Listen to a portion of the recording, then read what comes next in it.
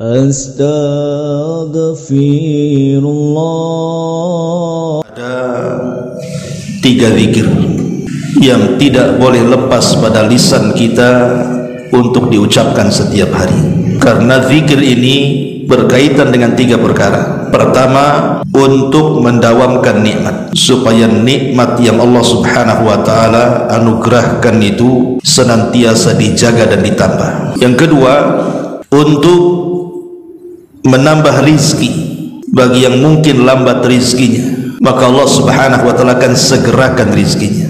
Dan yang ketiga, bicara soal musibah, supaya kita dijauhkan dan dihindarkan dari musibah. Makanya 3 zikir ringan ini terkadang malas kita mengucapkannya, padahal di balik 3 zikir ini luar biasa keutamaannya. Ma'asyiral muslimin yang dimuliakan Allah Azza wa Jalla, apa saja zikir itu? Dahulu ada ulama salaf namanya Ja'far ibn Muhammad ibn Ali ibn Husain, atau dikenal dengan Ja'far as-Sadiq. Dia putra daripada Muhammad ibn Ali, atau dikenal dengan Zainul Abidin, dan dia adalah putra daripada Husain, dan Husain putra daripada Ali, dan Ali putra daripada Abi Talib. Artinya silsilah ahlul bait. Ja'far ibn Muhammad ibn Ali ibn Husain ini, dia punya murid, seorang ulama besar namanya Sufyan Ats-Tsauri rahimahullahu ta'ala, dan dia adalah sayyidut tabi'in, pemimpinnya para tabi'in. Satu hari Sufyan Ats-Tsauri rahimahullahu ta'ala sedang duduk bersama gurunya Ja'far ibn Muhammad ibn Ali ibn Husain ini. Layaknya seorang murid kepada gurunya, maka Sufyan Ats-Tsauri rahimahullahu ta'ala mengatakan, la aqum hatta tuhaddithuni, saya tidak akan pergi dari tempat ini sampai engkau wahai guruku memberikan nasihat kepadaku. Qala, maka berkata Imam Ja'far ini, amma inni uhaddithuka wa ma kathratul hadithi laka bi khairin ya Sufyan. Ya Sufyan, bukankah aku telah banyak memberikan nasihat-nasihat kepadamu, nasihat-nasihat kebaikan, kurang cukupkah itu? Maka kemudian Ja'far ibn Muhammad ibn Ali al-Husain ini mengatakan kepada Sufyan Ats-Tsauri rahimahullahu ta'ala, memberikan 3 nasihat. Idza an'ama Allahu 'alaika bi ni'matin fa ahbabta baqa'aha wa dawamaha fa aqsir minal hamdi wasyukri 'alaiha. Apabila Allah Subhanahu wa taala memberikan nikmat kepadamu dan engkau berkehendak nikmat itu terus ada dan terus bertambah, maka perbanyak memuji Allah Subhanahu wa taala dan bersyukur. Artinya ucapkan alhamdulillah. Fa inna Allah azza wa jalla, karena Allah Subhanahu wa taala berfirman, la in syakartum la azidannakum wa la in kafartum inna adzabi lasyadid. Kalau engkau melakukan syukur, mengucapkan banyak kalimat alhamdulillah setiap mendapatkan nikmat, maka kau akan tambah nikmat kalian. Tapi kalau kalian kufur, maka azabku sangat pedih untuk kalian. Jadi yang pertama, zikir yang pertama, nasihat Ja'far ibn Muhammad ibn Ali kepada Sufyan Ats-Tsauri, perbanyak ucapkan alhamdulillah. Ini yang pertama. Kemudian yang kedua, kata beliau, wa idza istabta'ta rizqa, kalau seandainya Allah takdirkan rizkimu lambat, kerja ini, dagang ini bangkrut, dagang itu enggak maju, usaha ini gulung tikar, lambat, maka kata Ja'far ibn Muhammad kepada Sufyan, fa'akthir minal istighfar, perbanyak ucapan astaghfirullah. Jadi kalau antum berniaga, berdagang, lisannya itu jangan lepas dari kalimat astaghfirullah, astaghfirullah, sambil jualan begitu. Fa innallaha azza wa jal, karena Allah subhanahu wa ta'ala berfirman di dalam Al-Quranul Karim, faqultu astaghfiru rabbakum innahu kana ghaffara yursilis sama' alaikum midrara wa yumdidkum bi amwali wa banin wa yaj'al lakum jannatin wa yaj'al lakum anhara. Surah Nuh ayat 10 sampai 12. Kukatakan kepada kalian, perbanyaklah istighfar kepada Rabb kalian, karena Dia zat yang maha pengampun.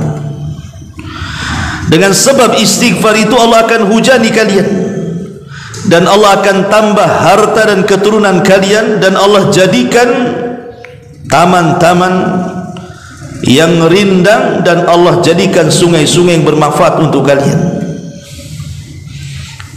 Lihat kata Allah, wa yumdidkum bi amwali wa banin, Allah perbanyak harta kalian kalau memperbanyak istighfar. Berarti zikir yang kedua, perbanyak ucapan astaghfirullah. Ini yang kedua. Kemudian yang ketiga, kata Ja'far ibn Muhammad ibn Ali ibn Husain kepada Sufyan al-Thawri rahimahullahu ta'ala, ya Sufyan, idza hazabaka amrun min sultanin aw ghairihi, apabila engkau tertimpa musibah yang sangat besar. Hazabahu amrun itu maksudnya perkara yang memberatkan bagi kehidupan kita, ditimpa berbagai macam musibah, entah musibah kesehatan, entah musibah ekonomi, entah musibah dizalimi, disakiti, dan begitu seterusnya, baik dari penguasa yang menekan kita atau yang lainnya. Fa'aksir, maka perbanyaklah oleh engkau wahai Sufyan, ucapkan la haula wala quwwata illa billah, tidak ada daya dan kekuatan kecuali milik Allah. Fa innaha miftahul faraji wa kanzun min kunuzil jannati, karena la haula wala quwwata illa billah adalah kunci untuk membuka setiap kesulitan, dan dia adalah simpanan-simpanan surga. Berarti yang ketiga ucapan la haula wala quwwata illa billah. Yang pertama alhamdulillah, yang kedua astaghfirullah, yang ketiga la haula wala quwwata illa billah. Wa qala, kemudian berkata Imam Sufyan al-Thawri, thalathun wa ayyu thalathin, alangkah indahnya, alangkah agungnya tiga perkara ini. Maka kata Imam Ja'far ibn Muhammad ibn Ali ibn Husain, dia mengatakan, aqalaha wallahi Abu Abdillah waliyanfa'ahu Allahu biha wa bihi. Sungguh Sufyan telah cerdas, paham dengan kata-kataku, katanya. Semoga Allah memberikan manfaat dengan kalimat-kalimat itu. Ma'asyiral muslimin yang dimuliakan Allah Azza wa Jalla, dalam riwayat yang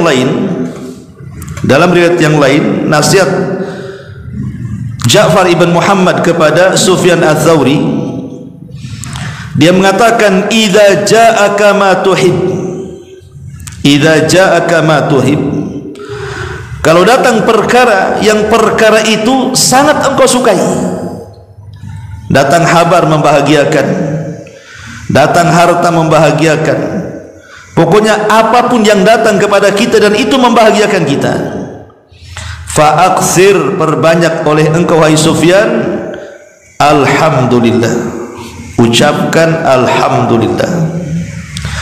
Wa idza ja'aka ma taqrahu, tapi kalau datang perkara yang kau tidak suka, kau benci, enggak mau dengar, enggak mau menerima, fa'aksir, maka perbanyak ucapan la haula wala quwwata illa billah.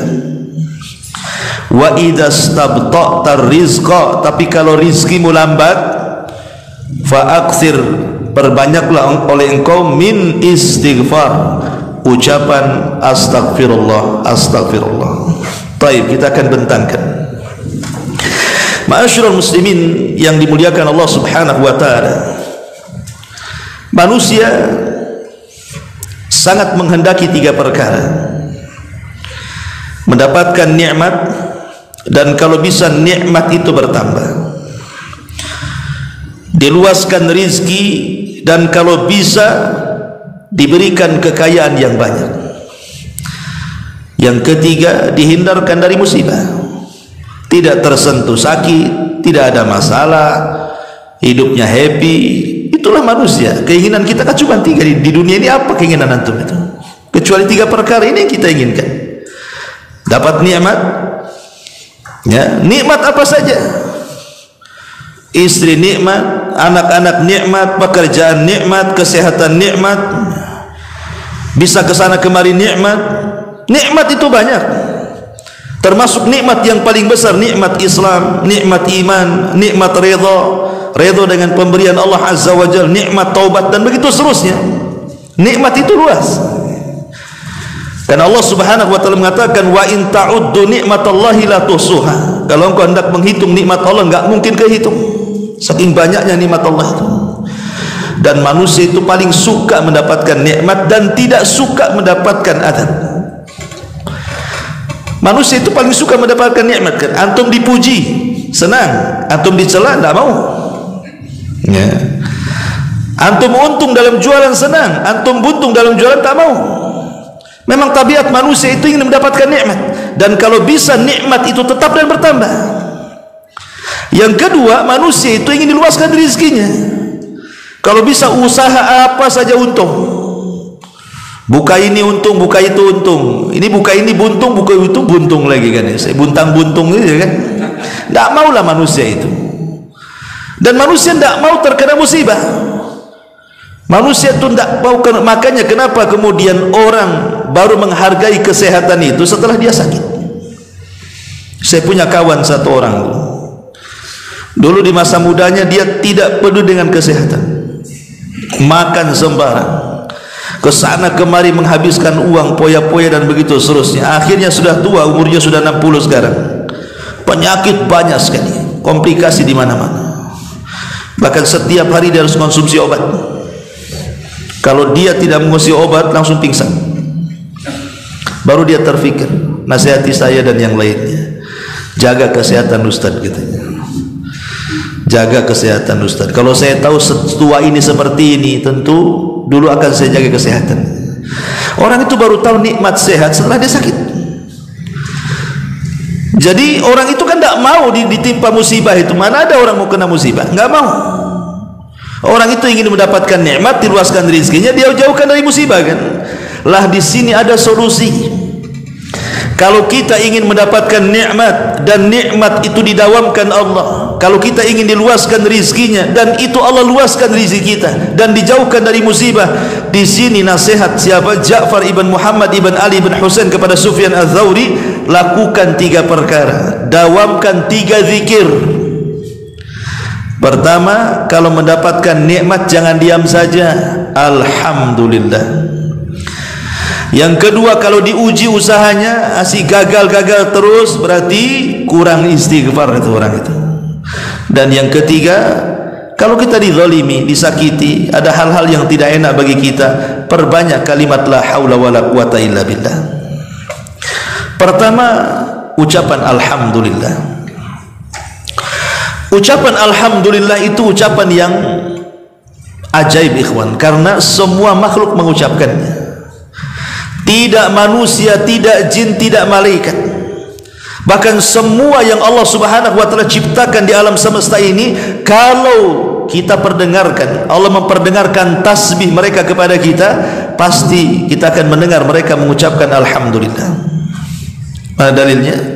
Allah Subhanahu wa taala berfirman, wa in min kulli syai'in illa yusabbihuna bihamdihi walakin la yafqahuna walakin la tafqahuna tasbihahum. Tidaklah segala sesuatu yang Allah ciptakan kecuali mereka bertasbih dengan cara apa? Bihamdi, memuji Allah, mengucapkan alhamdulillah. Tapi engkau tidak tahu tasbih mereka. Jadi kalau seandainya pintu ini diperdengarkan dia bertasbih, maka pintu ini akan mengucapkan alhamdulillah. Jika kipas itu diperdengarkan tasbihnya, maka kipas itu akan mengucapkan alhamdulillah.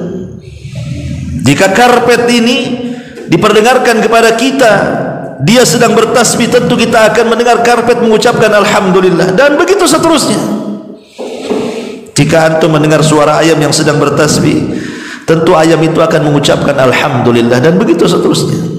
Jadi alhamdulillah itu ucapan yang semua makhluk mengucapkannya, karena di dalamnya adalah pujian dan pengagungan kepada Allah Subhanahu wa taala. Dan ucapan alhamdulillah itu masuk kepada semua orang. Orang sehat mengucapkan alhamdulillah, orang sakit mengucapkan alhamdulillah, orang kaya mengucapkan alhamdulillah, orang miskin mengucapkan alhamdulillah. Coba saja antum tanya, datang kepada orang kaya, "Cemana kondisinya?"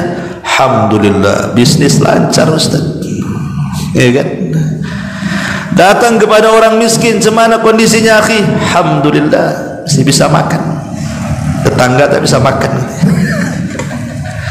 Datang kepada orang yang sehat, "Cemana kondisinya?" "Alhamdulillah bi khairin." Sehat, olahraga, alhamdulillah. Datang kepada orang sakit, "Cemana kondisinya akhi?" "Alhamdulillah, masih hidup. Kemarin terpati." Gitu. Ucapan alhamdulillah ini dia masuk kepada semuanya. Dan ajaibnya adalah apa kata Hasan Al-Basri rahimahullahu ta'ala? Dia mengatakan, "Ma min rajulin yara ni'matallahi alaihi fayaqulu alhamdulillahi alladhi bi ni'matihi tatimmus salihat illa aghnahu Allahu wa zadahu min fadli." Apa kata Imam Hasan Al-Basri rahimahullahu ta'ala? Tidaklah seseorang ketika dia melihat nikmat Allah Subhanahu wa taala yang sampai kepadanya, dia pun mengucapkan alhamdulillah. Jadi tidaklah seseorang yang melihat nikmat Allah, antum diberikan kesembuhan, alhamdulillah. Berhasil dari operasi, alhamdulillah. Berniaga kemudian dapat untung, alhamdulillah.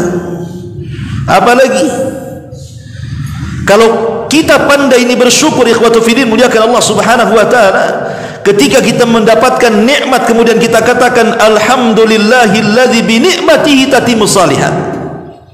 Segala puja dan puji hanya milik Allah, dengan nikmatnya sempurnalah amalan-amalan saleh.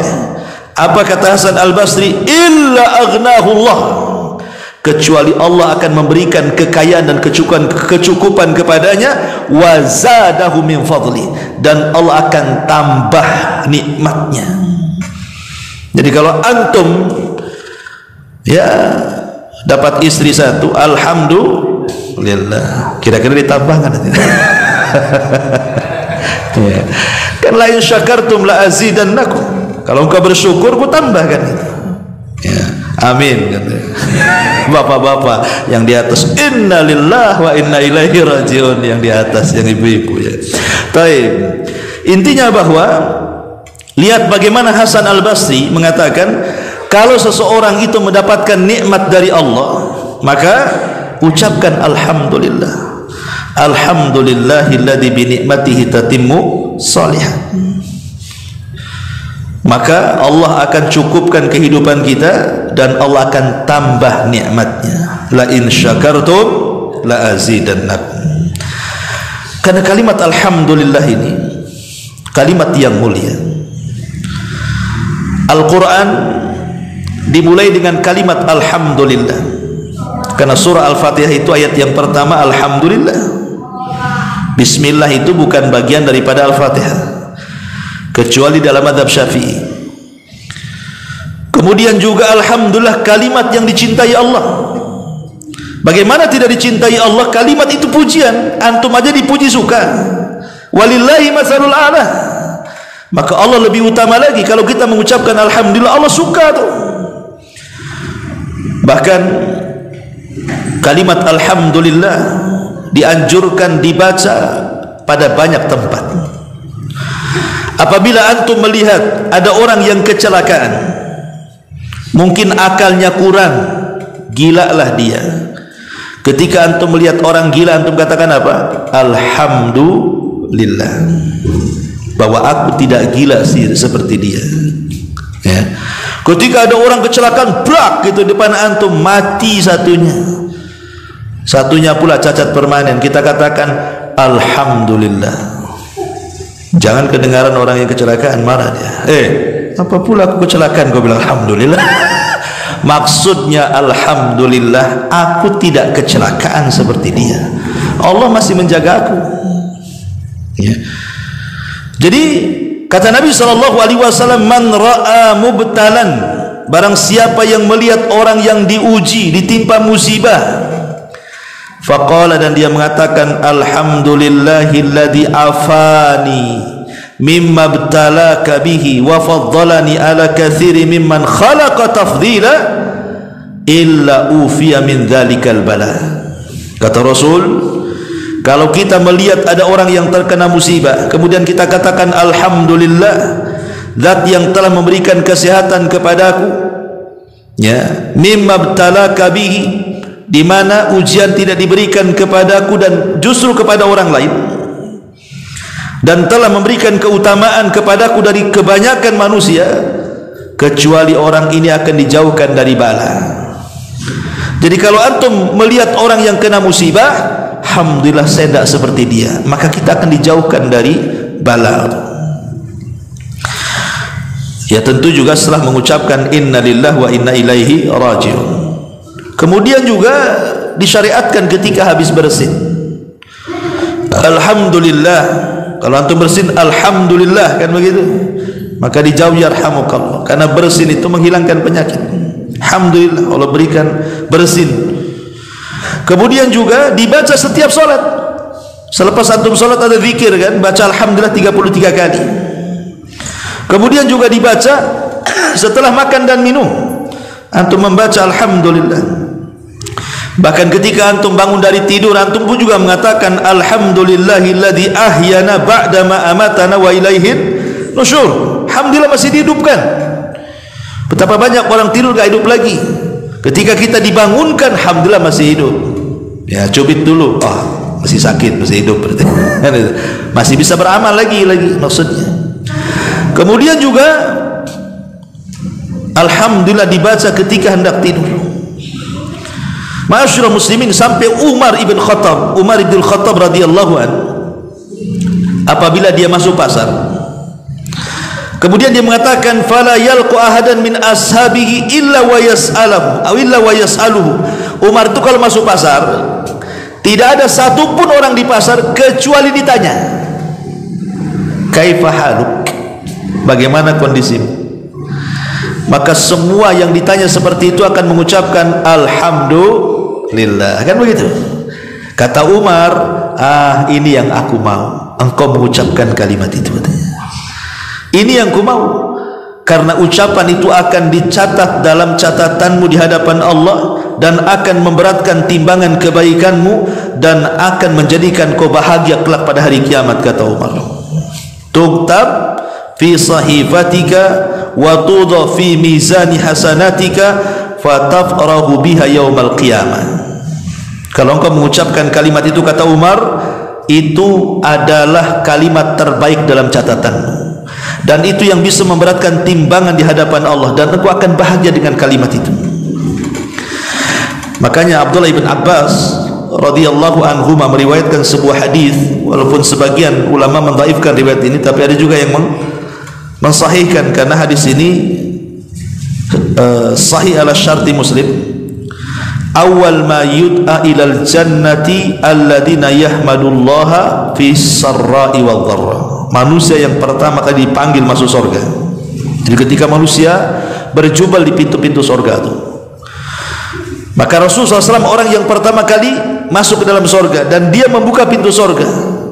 Maka dari manusia yang berada di luar surga itu, yang pertama kali dipanggil untuk masuk ke dalam surga adalah orang yang banyak memuji Allah, baik dalam kesendirian ataupun dalam terang-terangan.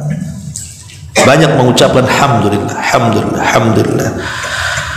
Ma'asyiral muslimin yang dimuliakan Allah Subhanahu wa taala. Dari sini kata Imam Ibnu Qayyim rahimahullahu taala, apa kata beliau dalam kitabnya Jala'ul Afham?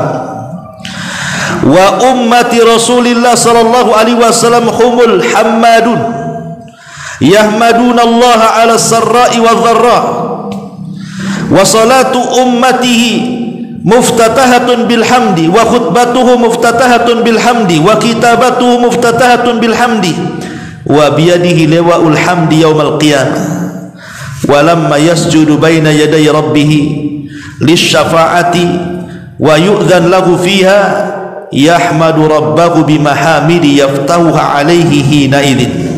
Apa kata Imam Ibnu Qayyim rahimahullahu taala? Umat Muhammad adalah umat yang banyak memuji Allah.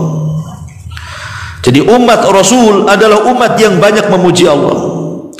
Mereka memuji Allah baik dalam kondisi senang ataupun susah. Dan solat umatnya, maksudnya solat 5 waktu, dimulai dengan kalimat alhamdulillah dalam doa iftitah, ya. Dan setiap khutbahnya juga dimulai dengan alhamdulillah, innal hamdalillah. Bahkan para ulama ketika mencatat kitab juga dengan memulai dengan alhamdulillah. Bahkan nanti Rasul akan membawa bendera alhamdu yaumal qiyamah pada hari kiamat, ketika dia sujud di hadapan Allah untuk meminta syafaat, kemudian diberikan syafaat, maka Nabi SAW akan memuji Allah Subhanahu wa ta'ala. Intinya bahwa jangan lepaskan kalimat alhamdulillah. Ada sebuah hadis dari Aisyah radhiyallahu anha, ummul mukminin radhiyallahu anha, idza ra'a ma yasurruhu, kalau engkau melihat sesuatu yang membuat engkau senang, maka ucapkan alhamdulillahilladzi bi ni'matihi tatimmu shalihat. Tapi wa idza ra'a ma yakrah, kalau engkau melihat sesuatu yang engkau tidak suka, maka ucapkan alhamdulillah ala kulli halin. Dibedakan lafadznya. Kalau nikmat alhamdulillah, alhamdulillah bi alladzi bi ni'matihi tatimmu shalihat. Tapi kalau kita melihat yang tidak kita sukai, mungkin berupa musibah, maka kita katakan alhamdulillah ala kulli halin. Nah, begitu cara bacanya.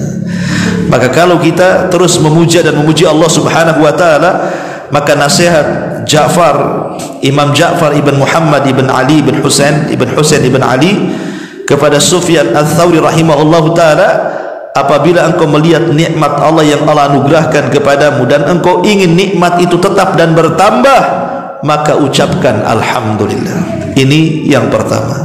Yang kedua, kata beliau, apabila lambat rizkimu, usaha ini tidak maju-maju, usaha itu juga tidak maju-maju, buka ini bukan bentang tikar gulung tikar, pokoknya susah, mau dapat rizki itu susah, ya. Maka kata Hasan Al-Basri, kata Ja'far ibn Muhammad ibn Ali ibn Husain kepada Sufyan Ats-Tsauri, fa'aktsir minal istighfar, perbanyak oleh kalian membaca istighfar, astagfirullah. Abu Musa radhiyallahu anhu, Abu Musa Al-Asy'ari radhiyallahu, seorang sahabat Rasul, dia mengatakan, kana lana amanani dhahaba ahaduhuma wa huwa qaulur rasul fina wa baqiyal istighfar ma'ana fa idza dhahaba halakna, kata dia. Ketika beliau Abu Musa Al-Asy'ari radhiyallahu an memberikan catatan kepada surah Al-Anfal ayat 33, apa bunyinya? Wa ma kana Allahu liyu'adzibahum wa anta fihim wa ma kana Allahu mu'adzibahum wa hum yastaghfirun. Allah tidak mungkin mengazab mereka selama engkau wahai Muhammad hidup di tengah-tengah mereka. Dan Allah tidak akan mengazab mereka selama mereka masih beristighfar kepada Allah Azza wa Jalla. Jadi Allah tidak mengazab sebuah kaum kalau Nabi hidup di situ, dan Allah tidak mengazab sebuah kaum kalau kaum itu rajin beristighfar. Apa kata Abu Musa al-Ash'ari radhiyallahu, dia mengatakan, kami memiliki dua keamanan. Yang pertama keberadaan Nabi, dan yang kedua tetapnya istighfar. Apabila dua-duanya hilang, hancurlah kami. Sekarang keamanan itu tinggal satu, karena kita tidak hidup di zaman Nabi. Kalau kita hidup di zaman Nabi, kita akan mendapatkan keamanan karena Nabi hidup di tengah-tengah kita. Tapi Nabi sudah meninggal, berarti hilanglah keamanan yang pertama. Berarti tinggal keamanan yang kedua. Apa itu? Istighfar. Selama kita istighfar, maka kita aman. Aman dari azab Allah, aman dari siksa Allah, aman dari musibah, aman dari segala-galanya. Dan keamanan itu nikmat Allah terbesar. Nikmat aman itu nikmat Allah terbesar. Makanya amanah diambil dari kata-kata aman, karena dengan amanah itu terciptalah keamanan. Orang kalau hilang amanah, menjadi khianat. Suami nggak aman sama istrinya, istri kemana pusing dia, nggak aman. Ya, nanti terbalik juga, suami kemana istri juga tak aman, karena hilang amanah. Ya kan? Orang tua tidak aman dengan anaknya karena hilang amanah. Rakyat tidak merasa aman dengan pemimpinnya karena hilang amanah. Dengan tetangga tidak merasa aman karena tidak amanah. Kan begitu ya? Jadi keamanan itu sesuatu yang menenangkan hati. Makanya amanah diambil dari kata aman, karena kalau tegak amanah pasti aman. Akan merasa aman kalau orang amanah semuanya kan. Ma'asyiral muslimin, rumah antum tinggal apa-apa nggak ada yang nyuri kok, semua amanah. Tapi kalau lingkungan itu tidak aman, banyak pencuri Ustaz, kerjasama dengan satpamnya pula, nggak amanah. Pusing kita ini, mau pergi aja pusing kan, padahal sudah digembok, udah diteralis lagi kan rumahnya itu, tetap juga taburi garam. Jadi ada orang kalau sudah tidak aman tuh seperti itu, was-was hidupnya kan. Lah salah satu mendapatkan keamanan itu adalah dengan cara memperbanyak istighfar. Ma'asyiral muslimin yang dimuliakan Allah Azza wa Jalla, lah di antara fungsi istighfar yang dinasihatkan oleh Imam Ja'far kepada Sufyan Ats-Tsauri ini adalah apabila telat rizkimu, maka perbanyak istighfar. Apa kata Hasan Al-Basri dalam ucapan beliau? Aktsiru minal istighfar fi buyutikum wa ala mawaidikum wa fi turukikum wa fi aswakikum wa fi majalisikum aina ma kuntum fa innakum ma tadrun mata tanzilul maghfirah. Kata Hasan Al-Basri, perbanyak istighfar kalian itu, baik di rumah-rumah kalian, baik di tempat-tempat kumpul kalian, entah di pekerjaan, entah di pasar, entah terserah di mana saja, di jalan-jalan kalian, di pasar-pasar kalian, di majelis-majelis kalian, dimanapun kalian berada, perbanyak istighfar. Karena kita tidak tahu di mana tempat Allah menurunkan ampunan itu, kan kita tidak tahu. Boleh jadi kita istighfar di masjid tidak diampuni, tapi istighfar di jalan diampuni pula karena keikhlasannya. Boleh jadi ketika baca istighfar Allah tidak mengampuni di jalan, di pasar pula karena keikhlasannya, di situ pula ampunan turun. Kita tidak tahu. Dan ampunan turun itulah diiringi dengan apa? Dengan rizki yang akan dibuka dalam kehidupannya. Apabila turun ampunan, berarti barokah akan disebar, rizki akan dibuka. Karena Allah Subhanahu wa taala mengatakan, faqul tastaghfiru rabbakum innahu kana ghafara yursilis samaa 'alaikum midrara wa yumdidkum bi amwalin wa banin. Sebab istighfar itu Allah akan perbanyak harta dan keturunan kalian.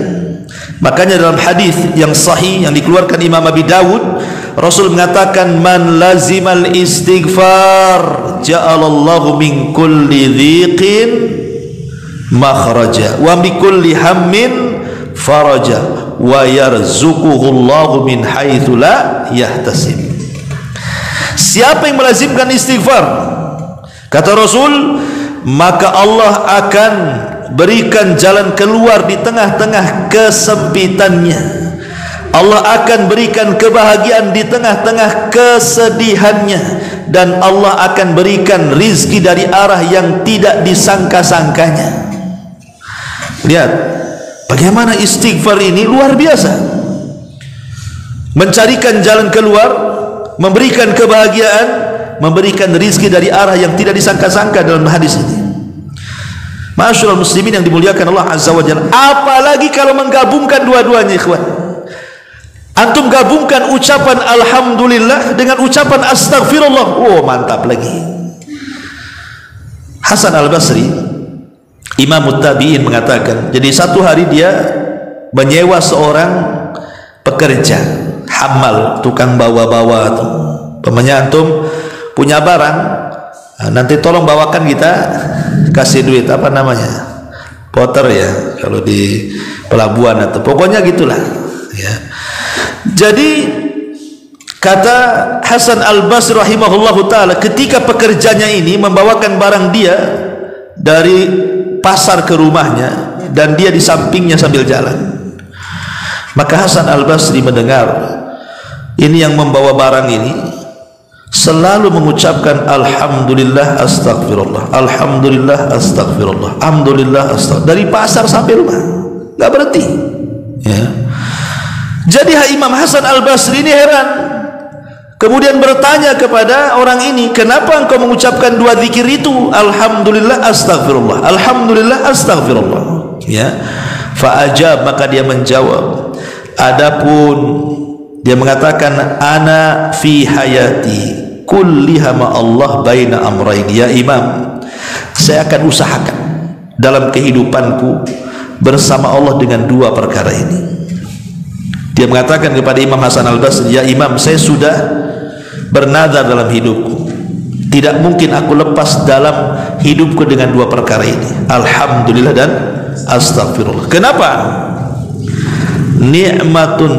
Ni'matun lillahi alayya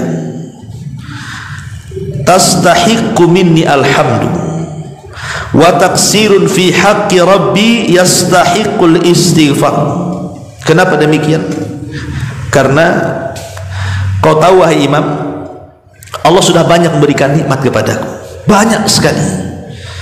Coba antum ngaca, di dalam mata kita ada nikmat bisa melihat, di dalam lisan kita ada nikmat bisa bicara, bisa menelan, bisa makan, dengan telinga bisa mendengar, banyak nikmat Allah tuh.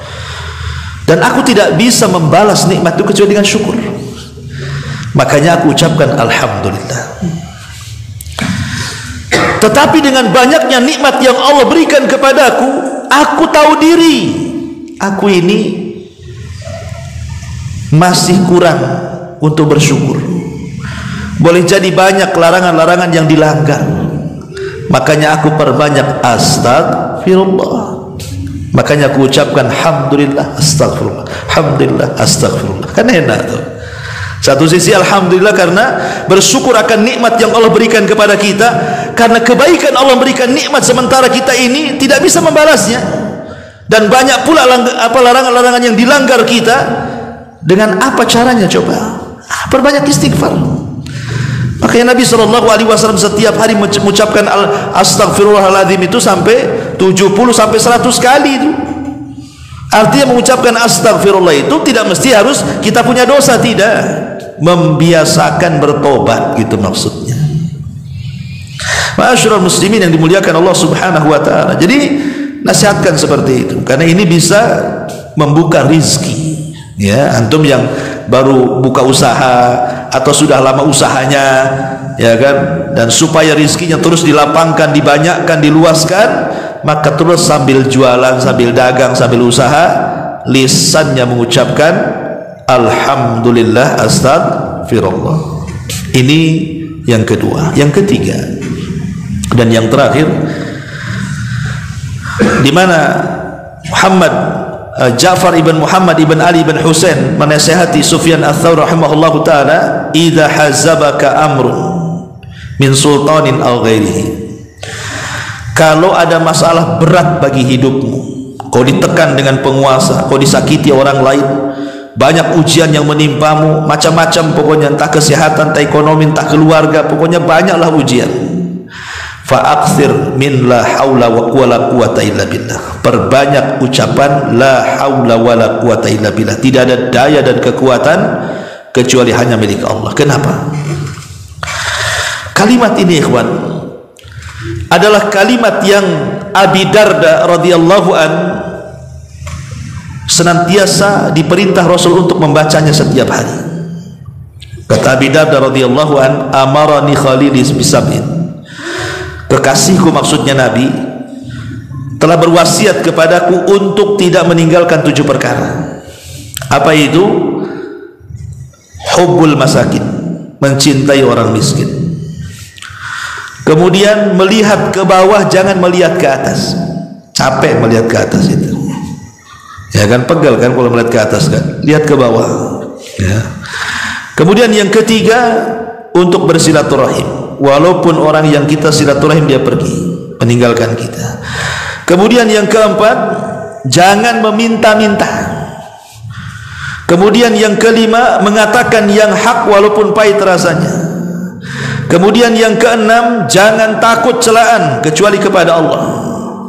Kemudian yang ketujuh, yang terakhir, wa amarani an ukthira min qawli la haula wa la quwata illa billah fa innahunna min kanzi tahtil arsy. Dan Rasul memerintahkan untuk terus membaca la haula wa la quwata illa billah, karena itu adalah simpanan yang ada di bawah arsy Allah Subhanahu wa taala, alias simpanan surga. Kenapa kalimat ini kalimat ajaib ikhwan, la haula wa la quwata illa billah ini? Bahkan kalau kita mendawamkan kalimat ini, orang sakit pun bisa sembuh. Orang sakit bisa sembuh. Ini obat loh, ucapkan kalimat la ilaha illallah itu. Orang malas jadi semangat, ya. Kemudian orang yang kalah perang bisa jadi menang. Kemudian orang yang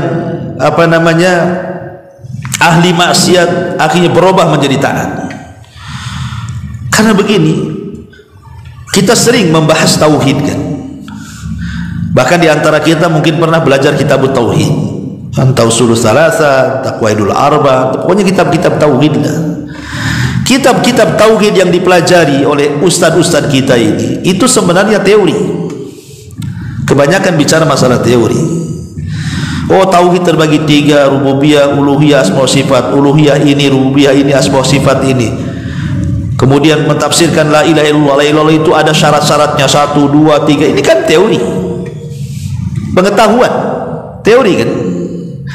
Tetapi ketika antum mengucapkan kalimat la haula wala quwata illa billah, ini namanya praktek. Antum sedang mempraktekkan tauhid. Ketika antum kemudian terus lisannya tidak lepas dengan kata-kata la haula wala quwata illa billah, artinya anda sedang mempraktekkan tauhid. Ya, dengan lisan kita sedang mempraktikkan tauhid, dan dengan hati kita sedang mempraktikkan tauhid yang berupa afdalut tauhid at-tawakkul, tawakal. Karena kalimat la haula wala quwata illa ini gabungan dari 2 kata. Iyyaka na'bud, iyyaka nasta'in, iyyaka na'bud, dan juga ucapan Nabi Allah Ibrahim alaihi salatu wasalam, hasbunallah wa ni'mal wakil. Satu sisi kita menyandarkan ubudiyah kita kepada Allah, bahwa tidak ada daya dan kekuatan kecuali milik Allah, tauhid. Tapi sisi lain kita mengakui bahwa memang tidak ada tempat berlindung, tidak ada tempat pertolongan, tidak ada tempat bersandar kecuali kepada Allah. Siapa lagi? Karena kalimat ini adalah kalimat yang bisa merubah segalanya, dari yang lemah kepada yang kuat, dari yang tadinya sulit untuk melakukan ketaatan karena gemar maksiat akhirnya jadi taat, dari malas ke semangat, dari kalah ke menang, dari macam-macam, karena tidak ada daya dan kekuatan kecuali milik Allah Subhanahu wa taala. Makanya ada seorang syekh bercerita, ikhwan. Ada seorang syekh bercerita di Riyadh. Jadi ada seorang tujar di Riyadh itu, seorang pedagang, dulunya sukses. Ya, pedagang sukses. Allah takdirkan pedagang ini bangkrut sabangkrut-bangkrutnya. Habis modalnya, hutang di mana-mana. Akhirnya kepikiran, sakit pula dia. Kan begitu orang yang bangkrut. Stres, akhirnya kemudian sampai kepada sakit.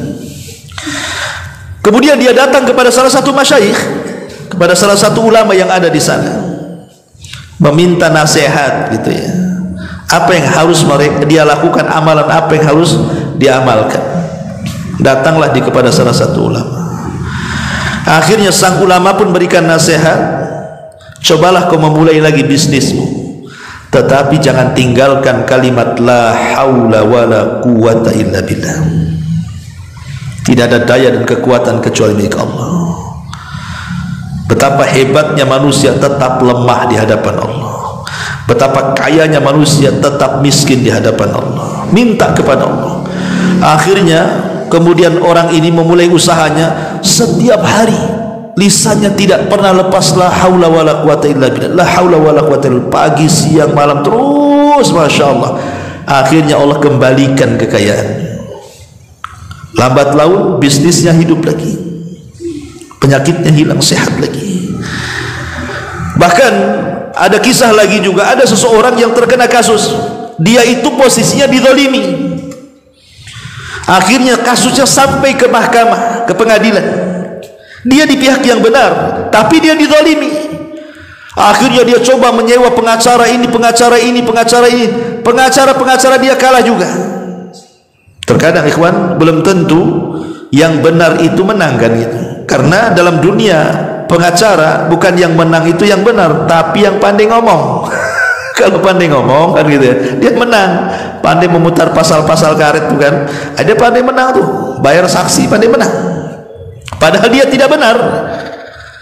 Jadi akhirnya dia itu sudah kepepet gitu ya. Dia di pihak benar tapi kok kemudian dipojokkan terus dalam mahkamah itu. Dengan pengacara lawannya, datanglah dia kepada salah seorang syekh, meminta nasihat, gimana caranya supaya saya menang dalam perkara, karena saya di pihak yang benar. Maka syekh itu atau ulama, sang ulama pun memberikan nasihat, perbanyaklah ucapkan la haula wala quwata illa billah. Ingat, sehebat apapun hakim, tetaplah hakim. Dia manusia, dia lemah. Allah jauh lebih kuat dibandingkan dia. Betapa hebatnya sang pengacara, ngomong sana sini, ngomong sana sini, tetaplah dia manusia, dia makhluk yang lemah. Allah lah yang kuat. Perbanyak kalimat la haula wala quwata illa billah. Akhirnya dia terus membaca sampai setiap persidangan, akhirnya datang keajaiban. Allah singkap siapa yang benar, siapa yang salah. Kekuatan siapa yang menyingkap itu kalau bukan kekuatan Allah? Itulah la haula wala quwata illa billah. Makanya kalimat ini dianjurkan dibaca di banyak tempat karena saking agungnya. Seperti kalau antum keluar dari rumah, antum membaca bismillahi tawakkaltu ala Allah la haula wala quwata illa billah. Kalau antum baca seperti itu, kata Rasul, hudita wa kufita wa wukita fatatanaha lahu syayatin, katanya. Engkau akan dicukupi rizkinya hari itu, engkau akan diberikan hidayah, engkau akan dijaga, setan gak akan menyentuhmu, ya. Ya. Kemudian juga dibaca ketika bangun dari malam hari. Sebagaimana hadis Nabi sallallahu alaihi wasallam, beliau mengajarkan doa la ilaha illallah wahdahu la syarikalah, lahul mulku wa lahul hamdu wa huwa ala kulli syai'in qadir, alhamdulillah wa subhanallah wa la ilaha illallah wallahu akbar wa la haula wa la quwata illa billah. Maka siapa yang membaca doa ini maka akan diampuni dosa-dosanya, kata Rasul. Terkadang juga dibaca ketika menghadapi lawan. Ya, tadi antum kalau melawan di persidangan, ya kan, antum ini ada kasus, ini hari ini sidang nih, nanti jam 1 sidang. Dari malam tuh antum bacakan la haula wala quwata illa billah terus sampai ke persidangan. Ya, tidak ada daya kekuatan, Allah yang berkuasa, bukan hakim, bukan pengacara, bukan saksi. Allah yang berkuasa. boleh jadi sebab itu Allah bolak-balikan tuh hati si hakim itu. Yang tadi sudah disogok dibalikan sogokannya, bisa saja. Atau kepleset ngomong, kan nggak tahu, ya kan? Itu bisa kita gunakan untuk itu. Makanya yang semakna dengan kalimat ini adalah hasbunallahu wa ni'mal wakil, itu kan sama dengan la haula wala quwata illa billah. Dan itu diucapkan Nabi Ibrahim ketika dilempar kepada api, kan Allah selamatkan. Bahkan ketika mendengar azan hayya 'alas shalah hayya 'alal falah, kita juga mengucapkan la haula wala quwata illa billah. Bahkan ketika indal qurbah, antum ditimpa banyak masalah, banyak kesulitan, ya, tidak bisa keluar dari kesulitan itu, rasanya kiamat, jangan diam saja, jangan mengeluh kepada manusia, apalagi mengeluh kepada Facebook dan juga TikTok, kan gitu. Keluhkan kepada Allah, perbanyak ucapan la haula wala quwata illa billah, karena dia adalah simpanan sorga. La haula wala quwata itu simpanan sorga. Bayangkan malaikat pemikul arsy. Siapa duluan yang diciptakan arsy atau malaikat pemikul arsy dulu? Allah ciptakan arsy. Arsy itu makhluk Allah yang paling besar. Setelah Allah ciptakan arsy, Allah ciptakan yang memikulnya malaikat. Setelah malaikat diciptakan, malaikat tengok arsy, mak besar kali, cemana saya ngiping-ngikul, katanya. Tak mungkin ya Rabb, arsy sebesar ini kami pikul. Nah, dalam ciptakan berapa? 8 malaikat pemikul arsy, kan? Dalam Quran sebutkan thamaniyah, 8. Semua 8 malaikat nyerah. Tak bisa ya Rabb, arsy ini terlalu besar, kami tidak kuat.